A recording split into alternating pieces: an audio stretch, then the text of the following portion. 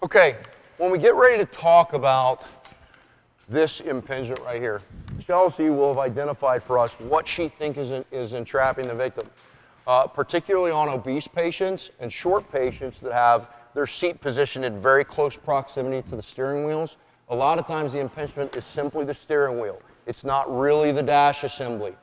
Depending on the configuration and angle of the steering wheel, a lot of times we can move the steering wheel off of the patient without having to go through all the cut sequences, especially if we need a rapid access. So Bobby's going to attempt that on this steering wheel. He's going to come up. He's going to try and put his spreader tips right between the gap or the control bars on the steering wheel, grab the A-post, and try and draw the steering wheel towards the A-post. As an inside caregiver, Chelsea, one of the things you're going to watch for is displacement or deformity on the steering wheel. So if the steering wheel is already significantly deformed, it's pre-weakened.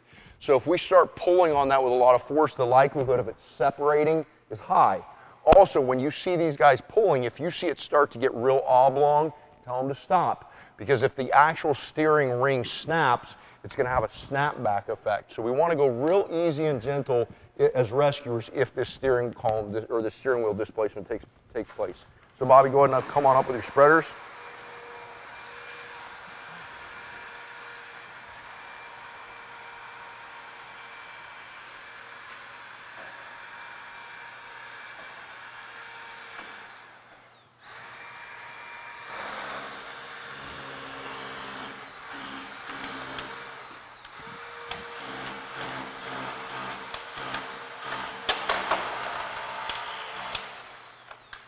Good, buddy. So you can see from just that component, that's always an option for you. Chelsea, about how much distance of travel do you think you got on that steering ring when he was squeezing?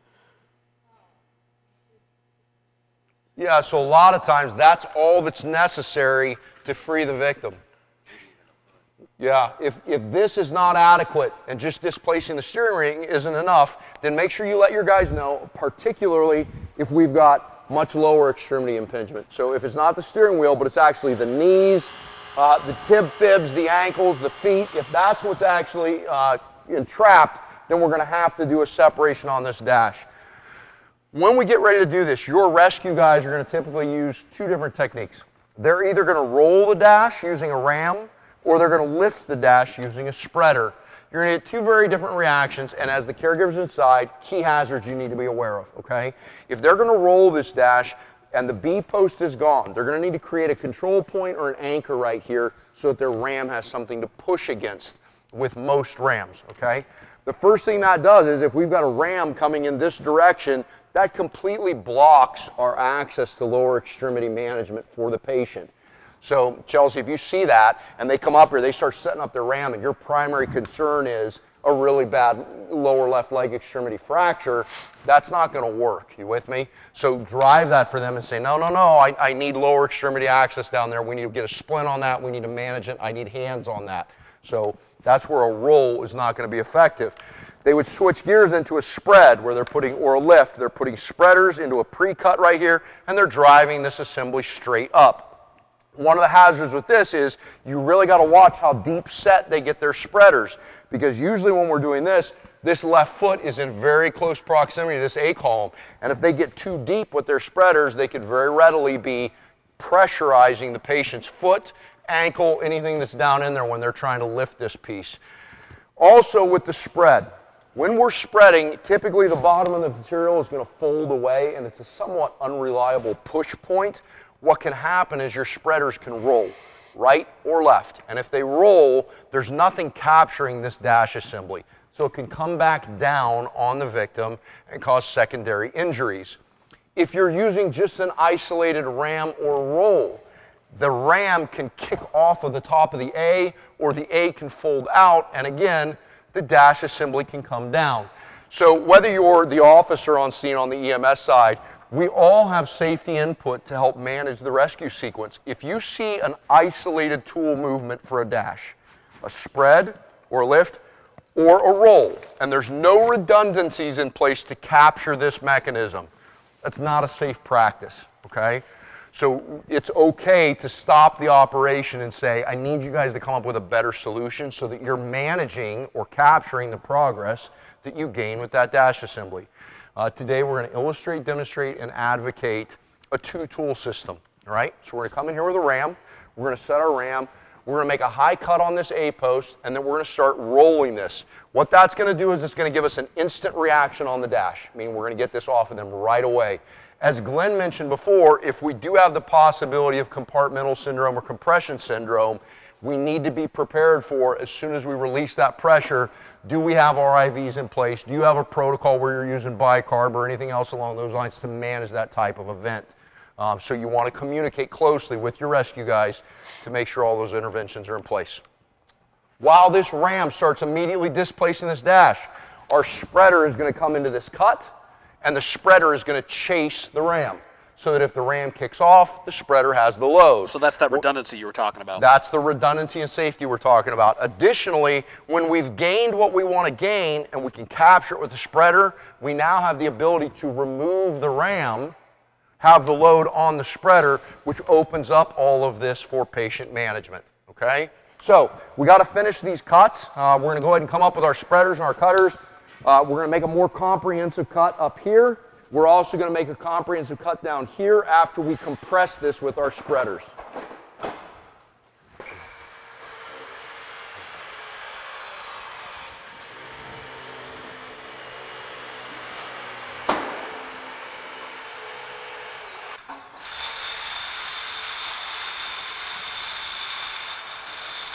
Bobby, come up a little bit.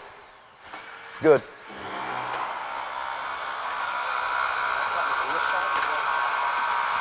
Just like, straight at it, just like Bobby.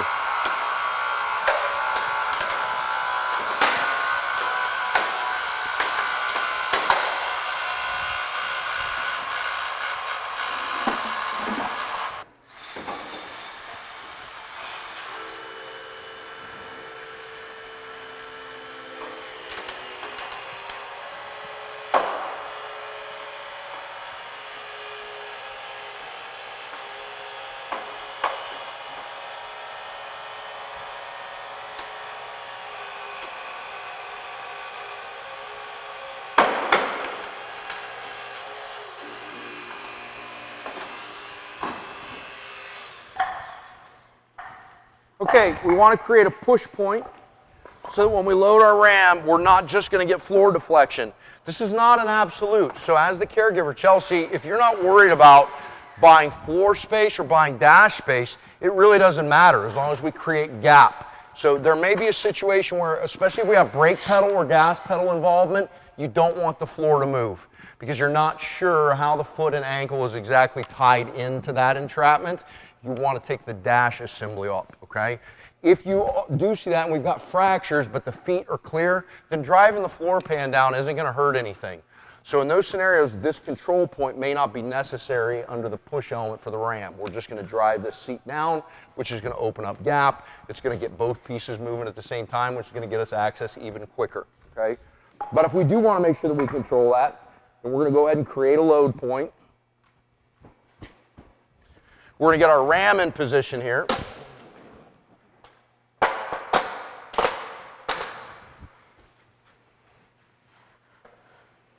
We're going to make a high side cut on this A so that this A post can freely travel. So Bobby, go ahead and grab cutter.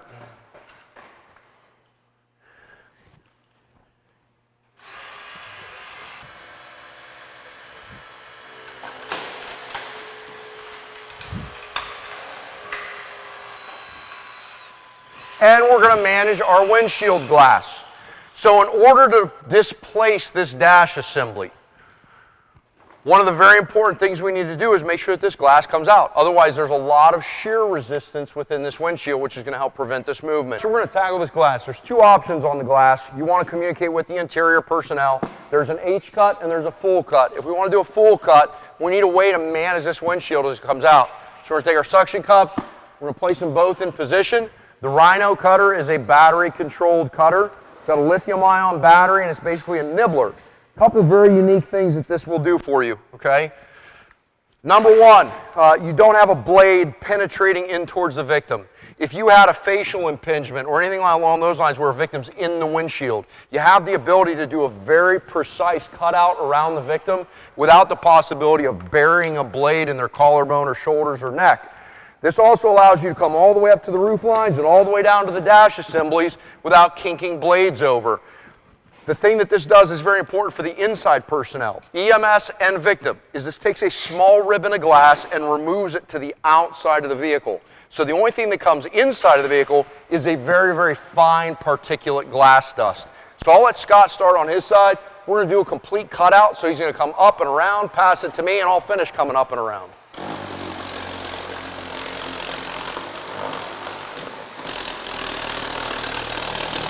Got it?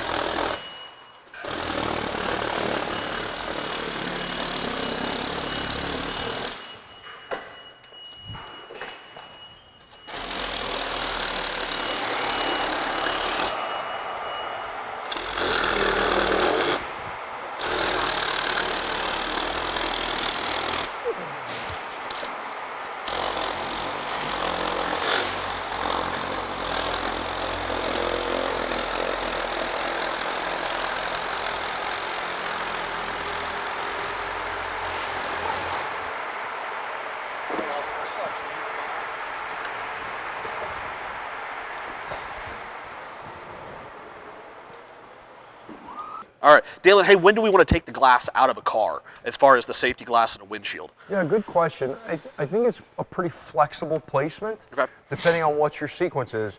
So I'm not an advocate of always removing the windshield. If we're not going to cut this A or do any dash displacements and the windshield is not problematic, then removing it really doesn't make any sense. Because you can take all your side outs and do everything else you need to do, and you just kind of mitigate the hazard of broken, shattered, edgy glass. Gotcha. If the glass is going to be a component where these two segments need to move in independence, whether we're doing a roof removal or whether we're doing a dash displacement, then it's got to get cut. So I would say once the victim is covered, you have a glass cutting capability, you can implement that application anytime you want. Okay. Anytime you want in the sequence, provided it gets done before we're ready to move. Okay. Yep, does that answer your question? Yes. Yep. Okay, great, Glenn.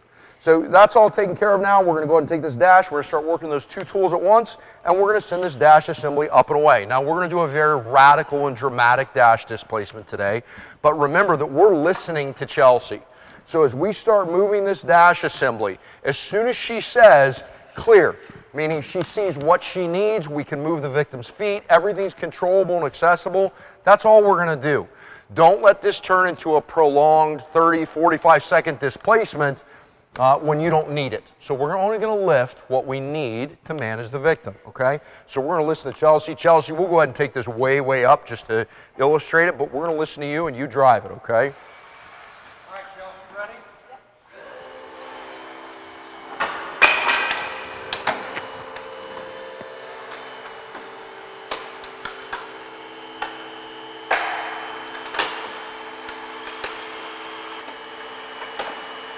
Okay, we're going to stop right there. Stop right there. We're going to see that based on this angle, this ram, even though it can telescope and shoot a whole other segment, is on the verge of kicking out. Chelsea, can you see that? So that would be an additional safety concern for you. When you see this ram ready to walk off this A-post, that's when we need to transfer the load from the ram to the spreader. We're not going to withdraw the ram, we're going to extend the spreader. So Bobby more or less is going to take the load at this point. So he's going to open up his spreaders, and Scott's just going to take the ram out. Good, we're going to stop right there. Now, by removing the ram and putting the load on the spreader, we've got all this access to manage everything we need to manage about the victim. We've created a massive gap up here. We're controlled up here. And if we need a secondary safety to manage this, we can take this ram and go from ground right to the non-pivoting point of this A-post assembly. That's going to give us two redundancies in position on there. If you see guys go from ground to here, be careful, Chelsea, with them doing a lot of push, because if they push, they're going to lift the whole car, because we're not pushing in between car elements now, we're going from ground. So we'll put that in once just to illustrate it, so you can see it and you can feel it. As an inside provider, make sure that you're always attuned to car movement. So if you ever start feeling significant lifts, shifts, or transfers, stop the guys. Stop your technicians, tell them that they're moving the car, and have them kind of regroup. So Scott, go ahead and come on down here, about 60-degree angle. Catch this hinge point if you would, and we'll just go ahead and get a little bit of chase on the spreader and open this up even a little bit more.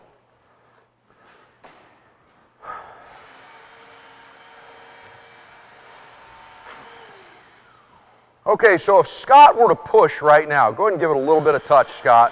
Everybody see how the car just went up? We just shifted the whole car. Did you feel that? That's what we don't want. We want movement with the spreader. So Bobby, you go ahead and drive, and Scott, you go ahead and chase. Go ahead and fold out that bottom and then regroup. Good, get a new set. Okay, we're gonna stop right there. We're gonna make sure the load is adequately on the ram, and Bobby's gonna reset his spreader because he doesn't have a good push right now. So he's gonna close up nice and slow. Everybody sees the importance of the ram capture now. So even if we lose the spread, we've still got the load. He's gonna get a better set to the floor pan. You're gonna watch that foot position. Stop right there real quick. Okay, go ahead. Bobby, go ahead and push. Scott, go ahead and chase.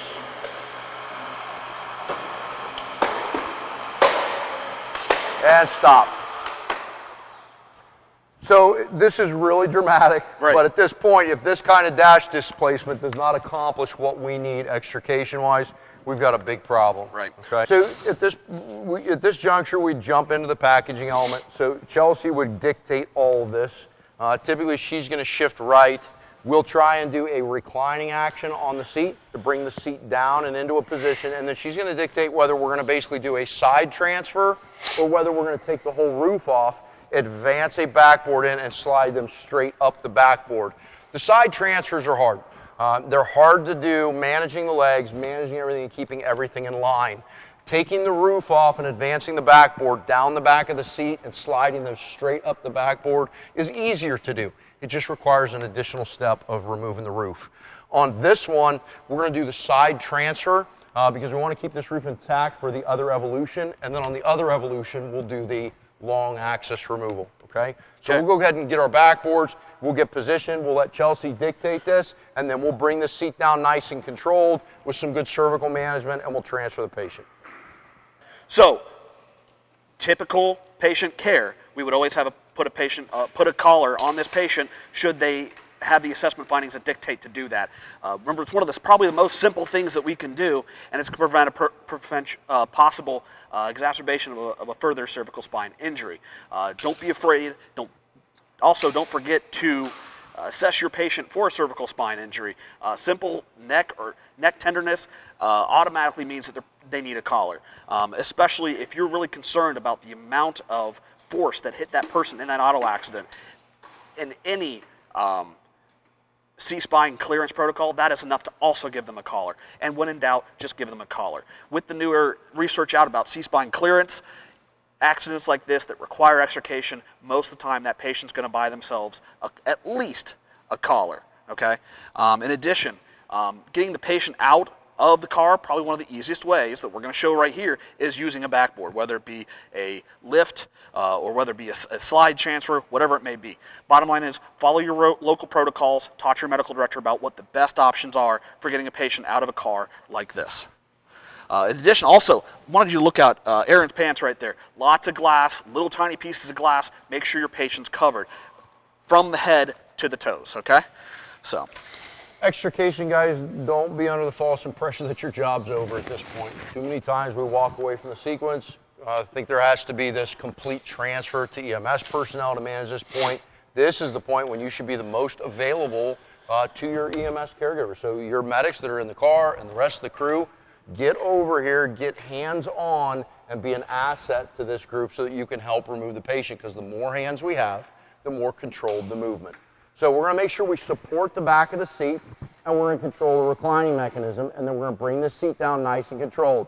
This would all be on the medic in charge's count, so Chelsea would dictate this. She'd tell me when she's ready for me to lower.